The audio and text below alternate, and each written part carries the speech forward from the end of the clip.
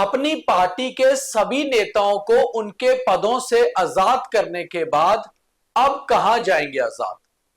क्या वापिस कोई राष्ट्रीय राजनीतिक दल ज्वाइन करेंगे, या फिर अपनी कोई नई पार्टी लॉन्च करेंगे, या फिर अपनी पुरानी पार्टी डीपीएपी को ही रीस्ट्रक्चर करेंगे? ये सब सवाल ऐसे हैं जिनके जवाब अभी किसी के पास नहीं है, क्योंकि गुलाम नबी आजाद ने अपनी पार्टी के सभी यूनिट्स को डिसॉल्व करने के बाद अभी तक इस बात का खुलासा नहीं किया है कि उनका फ्यूचर कोर्स ऑफ एक्शन क्या होगा। मगर आज का हमारा विचार विमर्श इसी पे होगा, क्योंकि गुलाम नबी आजाद एक पुराने पॉलिटिशियन है और उनकी पॉलिटिक्स को जम्मू कश्मीर में सभी लोग जानते हैं, और जम्मू कश्मीर में उनकी सियासत का असर भी सियासी गलियारों में दिखता है। तो मेरे साथ आज के विचार विमर्श में होंगे मेरे दो सीनियर सहयोगी, कश्मीर से अहमद अली फयाज साहब और जम्मू से पवन शर्मा जी। तो सबसे पहले फयाज साहब के पास चलते हैं, बहुत लंबा तजुर्बा है उनका सियासी, और गुलाम नबी आजाद को बेहतर जानते भी हैं।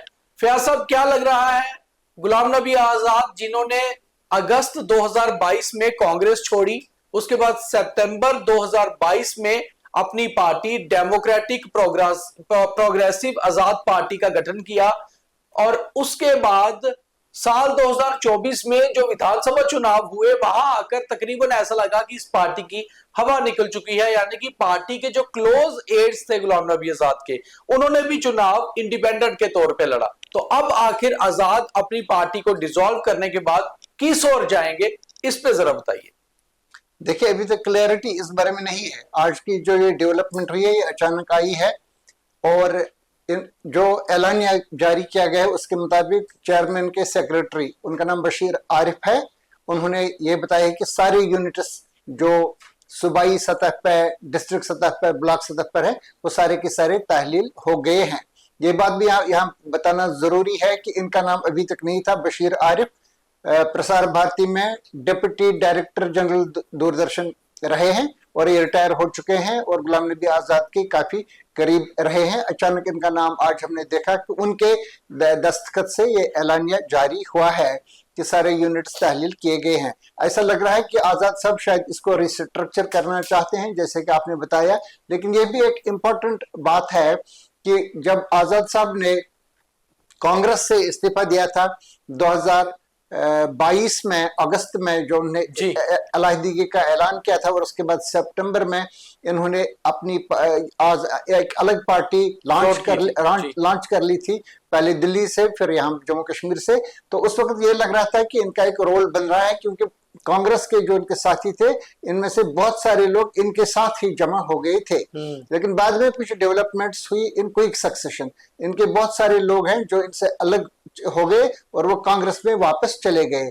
अभी तक अगर हम देखेंगे इनके साथ जो काबिल जिक्र लोग हैं, एक्स मिनिस्टर्स 5 या 6 लोग, कश्मीर में तो अकेले ताज मोहिद्दीन है, जम्मू में अब्दुल मजीद वानी जो डोडा से थे, गुलाम मोहम्मद सरूरी, ये सारे के सारे लोग या तो इलेक्शन लड़े ही नहीं या तो हारे, एज इंडिपेंडेंट लड़े, लेकिन ये डीपीएपी के ही लोग थे। और आरएस चिब साहब और जुगल किशोर शर्मा यहाँ जम्मू से, और मनजीत सिंह भी इनके साथ हुआ करते हैं। मेरे ख्याल से उन्होंने भी अभी तक अलहदगी का इख्तियार ऐलान नहीं किया है। तो कुछ ही लोग रह गए हैं जो गुलाम नबी आजाद के साथ है, और ये सब के सब अभी तक इनएक्टिव है, पैसिव है। इनका कोई बयान, कोई एक्टिविटी भी सामने नहीं आ रही है। अभी तक ये नहीं लग रहा है कि इनका कोई रोल बन रहा है। और खासतौर से जो 2024 के पहले पार्लियामेंट के और फिर असेंबली के जो इलेक्शन हुए, इनमें तो कंप्लीट इनका सफाया हो गया। इनके करीबी लोग जो थे, इंक्लूडिंग गुलाम मोहम्मद सरूरी, वो हार गए इंद्रवाल से, और इंद्रवाल से एक आजाद उम्मीदवार जिनको बुनियादी तौर पर नेशनल कॉन्फ्रेंस के थे, वो वहां से जीत गए। शायद उनका सपोर्ट भी था उनको वहां से, और वो इसकी हमायत कर रहे हैं सरकार की। तो ये इनको बहुत बड़ा दशका लग चुका है। इनका कुछ खास वोट नहीं मिला है पार्लियामेंट के इंतखाब में भी, न जम्मू में न कश्मीर में कुछ मिला है। तो ये लग रहा है कि गुलाम नबी आजाद का ये जो फैसला था एक इलाकाई पार्टी लॉन्च करना, ये फैसला सही नहीं था, क्योंकि गुलाम नबी आजाद शुरू से ही एक्सक्लूडिंग द 1977 असेंबली इलेक्शन ये रहे हैं मरकज के साथ और नेशनल, सबसे बड़ी नेशनल पार्टी के साथ। जो उन्होंने 1977 का पहला इलेक्शन जो उन्होंने लड़ा था, इसमें उन्हें 900 कुछ वोट मिले थे, और मेरे ख्याल से वो उन्हें इंद्रवाल से ही लड़ा था जिसमें वो हारे थे। और उसके बाद उसके बाद इनको कोई यहाँ जानता ही नहीं था जब तक ये इनके संजय गांधी के साथ हो गए शामिल, और फिर वासिम से जो महाराष्ट्र में पड़ता है वहां से उन्होंने मेरे ख्याल से 3-3.5 लाख हासिल किए वोट, जो 1980 का जो इलेक्शन हुआ और बड़े अच्छे मार्जिन के साथ वहां से जीत गए। और तब से ये लगातार नेशनल पॉलिटिक्स में है। कई बार ये लोकसभा के मेंबर, कई बार ये राज्यसभा के मेंबर, कई बार मरकजी वजीर, और बाद में ये एक बार आए 2005 में जम्मू कश्मीर में। यहाँ उन्होंने भद्रवाह से इलेक्शन लड़ा, वहां शरीफ नियाज साहब ने इस्तीफा दे दिया, जगह खाली कर ली, और फिर वहां से ये उन्होंने इलेक्शन लड़ा, और 2008 में भी इन्होंने इलेक्शन लड़ा, लेकिन 2005 से 8 तक ये रहे यहाँ पे चीफ मिनिस्टर, और वो भी इनकी मुद्दत खत्म हो गई। जैसे कि आप सारे जानते हैं अमरनाथ लैंड रो को लेकर के जुलाई में ही खत्म हो गई उनकी सरकार। तो हम कह सकते हैं कि जम्मू कश्मीर की सियासत में उनका उतना रोल नहीं है जितना कांग्रेस का है, जितना भारतीय जनता पार्टी का है, जितना नेशनल कॉन्फ्रेंस का है। इन पार्टीज का यहाँ पे बाकायदा रोल है। गुलाम नबी आजाद का अभी तक वो दिख नहीं रहा है। पवन जी, बड़े विस्तार से फयाज साहब ने समझाया कि आखिर गुलाम नबी आजाद और उनकी सियासत कैसी रही है जम्मू कश्मीर में और केंद्र में। गुलाम नबी आजाद चाहे कुछ भी हो, भारत के एक वेटरन पॉलिटिशियन माने जाते हैं, एक सीनियर इंडियन पॉलिटिशियन है, जो एलओपी राज्यसभा भी रहे हैं हाल ही में, और केंद्र में कई मंत्रालयों में वो रहे हैं। इस समय जम्मू कश्मीर के हिसाब से अगर देखा जाए तो गुलाम नबी आजाद चाहे ज्यादा एक्टिव नहीं थे, मगर कहीं ना कहीं उनका किस पार्टी में जाना या पार्टी फ्लोट करना इंपॉर्टेंट रहता ही है। तो क्या लगता है अगला मूव क्या हो सकता है गुलाम नबी आजाद का? अपनी पार्टी को रिस्ट्रक्चर करेंगे, नई पार्टी फ्लोट करेंगे, या फिर किसी बड़ी पार्टी में जा सकते हैं? देखिए, गुलाम नबी आजाद जम्मू कश्मीर के एक चर्चित नेता हैं। जम्मू कश्मीर के अंदर उनका एक अपना मेयार भी है। कदावर नेता माने जाते हैं कांग्रेस के, जब कांग्रेस में थे। जब कांग्रेस छोड़ दी उसके बाद तो अगर कहा जाए कि हाशिए पर पहुंच गई जो इनकी डीएपी जो स्टार्ट में जो बनी थी, उसके बाद इसका नाम भी चेंज किया गया। लेकिन अब आपके जैसा कह रहे हो कि इसी पार्टी को रिस्ट्रक्चर करना, मुझे नहीं लगता। देखिए, पहले से ही कैडर बिखरा हुआ है, और खास करके इस इलेक्शन में इतनी बुरी हालत हुई कि इनके ही जो बड़े बड़े लीडर थे वो इंडिपेंडेंट इलेक्शन लड़े, और गुलाम नबी आजाद ने खुद कहा था कि मैं किसी के प्रचार में नहीं आऊंगा, आप अपने तौर पे जो लड़ना चाहता है वो लड़ लीजिए। तो स्थिति अब ये बन चुकी है कि मर्जर होगा, तमाम जो लोग बचे हुए हैं पार्टी के साथ। अब वो मर्जर किस में होगा? कांग्रेस में वापस जाते हैं, या भारतीय जनता पार्टी में शामिल हो जाते हैं, या फिर कोई और पार्टी के साथ जुड़ जाते हैं, वो उसका इंतजार करना पड़ेगा। लेकिन पार्टी रिस्ट्रक्चर मुश्किल है, मुझे लग रहा ये मर्जर होगा, किसी भी पार्टी के साथ हो सकता है। और जो चांसेस दिख रहे हैं, मुझे जो लग रहा है, जो मेरी इंट्यूशन है कि शायद ये लोग भारतीय जनता पार्टी के साथ ना चले जाएं। पवन जी, एक मैं इसी के सप्लीमेंट्री समझ लीजिए सवाल आपसे और है, इसमें ऐड ऑन करूंगा कि क्या कितने चांसेस हैं कि गुलाम नबी आजाद वापस कांग्रेस में जा सकते हैं?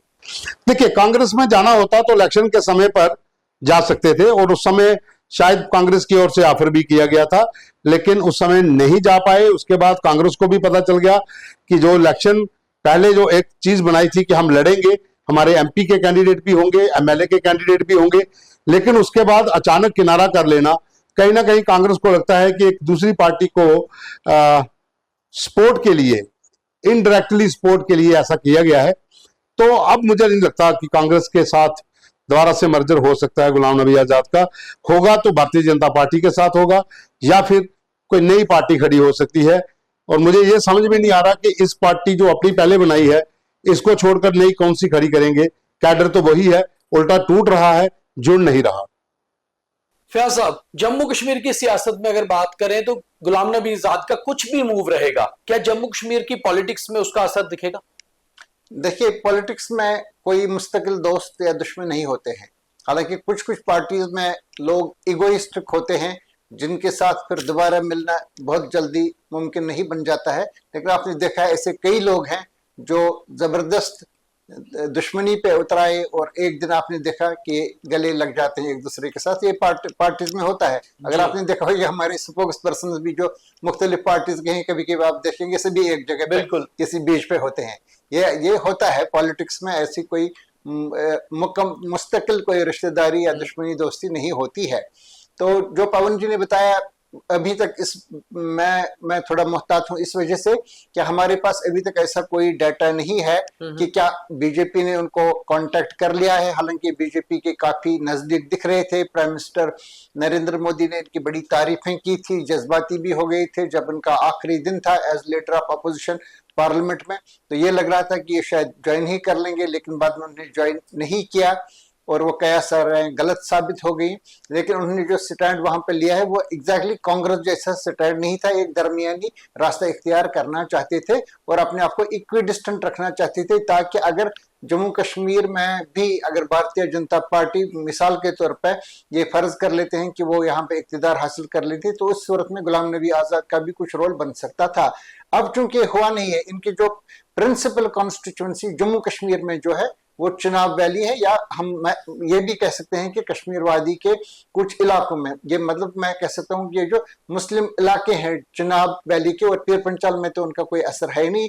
जम्मू का जो डोगरा मेन लैंड है इनका, इसमें तो कोई असर नहीं, तो कश्मीर में भी असर नहीं। लेकिन मैं कह रहा हूं कि ये जा सकते हैं, लोगों से मिल सकते हैं वहां पे। इस वजह से हो सकता है कि अगर कांग्रेस ने इनको कांटेक्ट कर लिया हो, वो एक पॉसिबिलिटी बनती है। लेकिन हम इस बारे में मुहतात हैं क्योंकि हमारे पास वो डाटा नहीं है कि वाकई किसी ने इनको कांटेक्ट कर लिया, लेकिन हम इसको रूल आउट नहीं कर सकते हैं इस मौके पे। हो सकता है किसी ने कर लिया हो, ऐसे लोग होते हैं पॉलिटिक्स में जो दिखते ही नहीं है और वो पर्दे के पीछे काम करते रहते हैं। अभी तक कुछ कहना मुश्किल है, लेकिन अलग पार्टी ये नहीं लॉन्च करेंगे, क्योंकि अगर करना होती तो ये अलग पार्टी थी ही DPAP, तो नई पार्टी लॉन्च करने का मकसद क्या है? पवन जी, क्या लगता है कि गुलाम नबी आजाद, जो कि जिनकी आयु 76 वर्ष हो चुकी है, 76 वर्ष की आयु में अब गुलाम नबी आजाद अपनी नई पॉलिटिकल इनिंग्स शुरू कर पाएंगे या फिर अपनी पॉलिटिक्स को नया एक आयाम दे पाएंगे? देखिए, मुझे नहीं लगता कि वो चुनाव लड़ेंगे और इसके चांसेस बहुत ज्यादा कम हैं कि वो अगर पार्टी में आते भी हैं, किसी पार्टी में मर्जर भी कर लेते हैं या फिर इसी पार्टी को थोड़ा सा और अपने तरीके से वो अगर लाने की कोशिश करते हैं, चुनाव मुझे नहीं लगता कि वो लड़ पाएंगे। हाँ, इतना जरूर हो सकता है जिस पार्टी के साथ मर्जर होगा वहां से वो राज्यसभा जा सकते हैं, क्योंकि गुलाम नबी आजाद काफी समय से इस समय सत्ता से बाहर हैं और जो इस तरह के लीडर होते हैं वो ज्यादा देर तक बाहर नहीं बैठ सकते, कोई ना कोई साधन चाहिए हाउस के अंदर पहुंचने का। हो सकता है कि अब की बार उनको लग रहा हो कि हम किसी ऐसी पार्टी के साथ चले जाएं पूरे कैडर के साथ, जहां से उनको ये मान मिल जाए, सम्मान मिल जाए कि उन्हें राज्यसभा भेजा जा सकता है, क्योंकि कांग्रेस ने नहीं भेजा था तो उम्मीदें उस समय भारतीय जनता पार्टी पर थी कि शायद उन्हें कहीं से ला सकते हैं। हो सकता है वो उम्मीद अब पूरी हो, जहां कहीं ना कहीं इनडायरेक्टली या डायरेक्टली उनके साथ बात हो गई हो कि अगर वो मर्जर करते हैं तो उनको लाया जा सकता है। लेकिन अभी कुछ कहना ठीक नहीं होगा कि वो कौन सी पार्टी में जाएंगे, लेकिन इतना जरूर है कि वो चुनाव नहीं लड़ेंगे।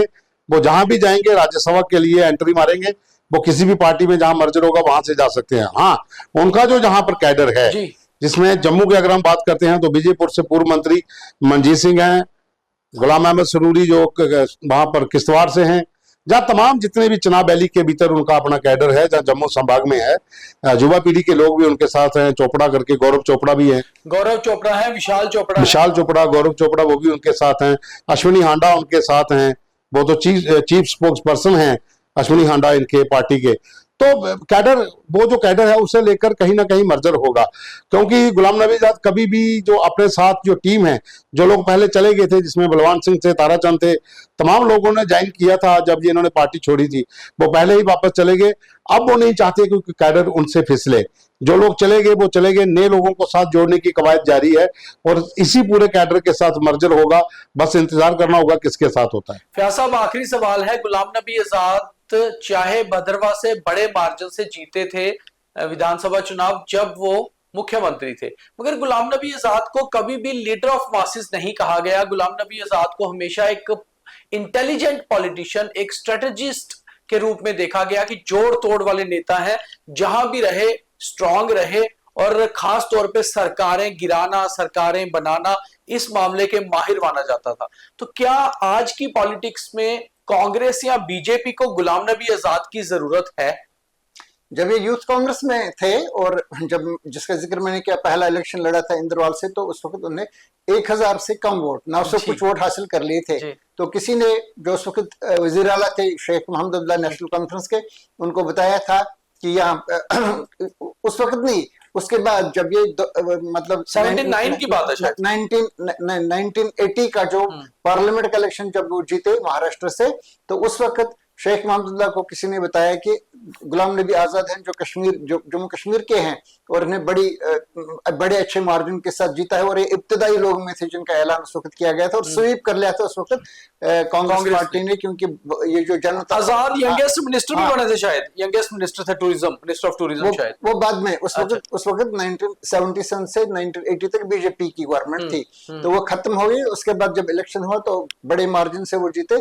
तो शेख मोहम्मद ने कहा कि जब ये 1000 वोट यहाँ से हासिल करेंगे तब मैं उनको लीडर यहाँ से मानूंगा। वो इशारा उसी की तरफ से, उनको 900 कुछ वोट मिले थे वहां से 1977 के पहला जो उन्होंने इलेक्शन लड़ा था जिस वक्त यूथ कांग्रेस के थे। लेकिन मैंने बता दिया कि जब एक ऐसा भी दौर आया कि 2005 में Ghulam Nabi Azad without being a member of the Jammu and Kashmir legislative assembly and legislative council, इनको मुकर्रर किया गया, बल्कि मुंतखब किया गया जम्मू कश्मीर का चीफ मिनिस्टर। इससे पहले जो कैंपेन हुई थी 2002 में, उसमें गुलाम नबी आजाद की वजह से ही 20 सीट्स कांग्रेस ने हासिल कर ली थी असेंबली में, और ये इनका अच्छा मार्जिन था क्योंकि इससे पहले इनको 26 सीट्स मिलती थी 1983 के इलेक्शन में, 1986 के इलेक्शन में भी 26, फिर 2002 में इनको अच्छी सीट्स मिली थी, 2002 में 20 सीट्स, और गुलाम नबी आजाद की वजह से।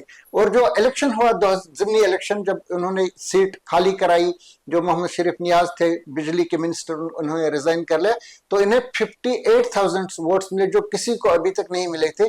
तब तक तो एक रिकॉर्ड बन गया। एक ऐसे शख्स ने जिसको 1000 नहीं मिला था, वो तकरीबन 60,000 पे आ गया, और उसके बाद वो चीफ मिनिस्टर रहे जम्मू कश्मीर के। और इसमें कांग्रेस की सरकार और जो इनके साथ पीडीपी की मिलीजुली सरकार थी वो खत्म हुई। और उसके बाद जो 2008 का इलेक्शन हुआ अक्टूबर नवंबर में, इसमें भी उन्होंने वहां से भद्रवाह से इलेक्शन जीता, लेकिन बाद में उन्हें रिजाइन कर लिया क्योंकि वो फिर मरकजी सरकार में चले गए, फिर वो राज्यसभा में, फिर वो मिनिस्टर वगैरह दोबारा चले गए उधर।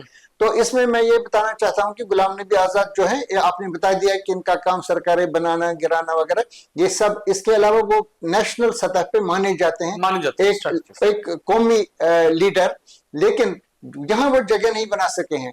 उन्होंने जब 2014 का इलेक्शन भी लड़ा डॉक्टर जितेंद्र सिंह के खिलाफ, डॉक्टर जितेंद्र सिंह बिल्कुल वो ग्रीन आर्म थे, इनको तब तक लोग एक डॉक्टर के हैसियत से जानते थे, और 1-2 साल पहले उन्होंने वो ज्वाइन कर ली थी भारतीय जनता पार्टी। उस वक्त ये लग रहा था लोगों को कि शायद गुलाम नबी आजाद को ये ज्यादा टक्कर नहीं दे सकते हैं, आजाद वहां जीत सकते हैं, लेकिन एक्चुअली उस वक्त ये मोदी वेव थी काफी ज्यादा, और डॉक्टर जितेंद्र सिंह ने न सिर्फ उस वक्त जीता, और बल्कि उस 2019 के इलेक्शन में और इस इलेक्शन में भी लगातार इन्होंने वहां से जीता, फिर उसके बाद लाल सिंह को हराया। तो ये हम कह रहे हैं कि यहाँ सियासत में ये जो है उतार चढ़ाव यहाँ पे आते हैं। अभी तक गुलाम नबी आजाद के बारे में मैं यही कह सकता हूं कि इनका रोल इस वक्त नहीं है, कल ये दोबारा हो सकता है। ये किस डायरेक्शन में फिर ये रेलिवेंट भी हो सकते हैं, क्योंकि आपने देखा है कि भी पॉलिटिशियन लगता है कि कंप्लीटली इररेलेवेंट हो गए तो आप उनको राइट ऑफ कर देते हैं, एक दिन वो आ जाते हैं, वो इंपॉर्टेंट बन जाते हैं। मिसाल के तौर पर अगर इनका कांग्रेस के साथ कुछ पैचअप हो गया, आप देख रहे हैं कांग्रेस में भी क्राइसिस है, लीडरशिप की क्राइसिस, वहां पे कुछ लोग आ भी चुके हैं वापस, तो वहां पे कुछ लोगों के साथ इनका पर्सनल मामला है, हो सकता है वो मामला वहां दूर हो जाए। और अगर एक आ गया तो क्या पता है आपको कि क्योंकि एक अपोजिशन का जो वैक्यूम है उसको भी फिलअप कर सकते हैं कुछ लोग, इंक्लूडिंग गुलाम नबी आजाद, तो उस वक्त ये रेलेवेंट भी बन सकते हैं। लेकिन अभी तक ये इक्विडिस्टेंट है, ये बहुत ज्यादा कांग्रेस की मुखालफत भी नहीं कर रहे हैं, न बीजेपी की मुखालफत कर रहे हैं, न बहुत ज्यादा कमेंट्स कर रहे हैं जम्मू कश्मीर की सियासत पे। तो ये अपने आप को मतलब जमा कर रहे हैं एक ऐसी जगह पे जहां पे हर कोई पार्टी इनके साथ अच्छा ताल्लुक बना सकती है। तो चलिए, बहुत धन्यवाद। तो अपनी पार्टी के सभी पदों से सभी नेताओं को आजाद करने के बाद आखिरकार गुलाम नबी आजाद किस तरफ जाएंगे?